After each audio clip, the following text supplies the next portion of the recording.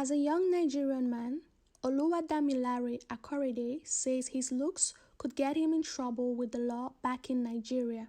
The Special Anti-Robbery Squad, known to profile young Nigerians based on their looks, was disbanded on October 11 after worldwide protests that called for an end to police brutality. I am happy that it is my generation, it is our generation that can voice out and tell the government what we want. Amnesty International reports at least 56 people have died across Nigeria since the End SARS protests began. Seeing people's blood, seeing people die, I actually broke down at the point. He still questions if Nigeria is now safe. It's not even in my agenda to go back home again, which should not happen.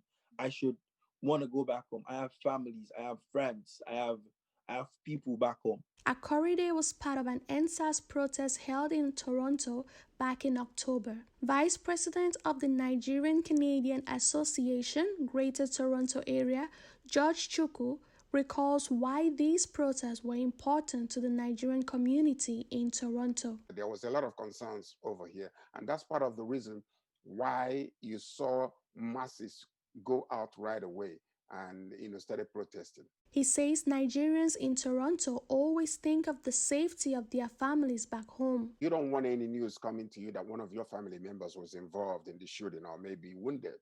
Nigerian President Muhammadu Buhari in a tweet addressed concerns from the youth following these protests. But media manager Amnesty International Isa Sanusi says there are contradictions between what the government says and what is on the ground. Many of those who participated in the protest were arrested.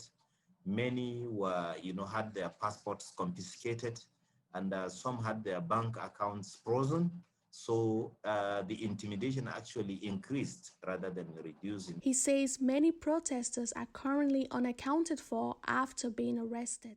Amnesty International calls on Nigerian authorities to respect the rights of the people as a second wave of the End SARS protests looms.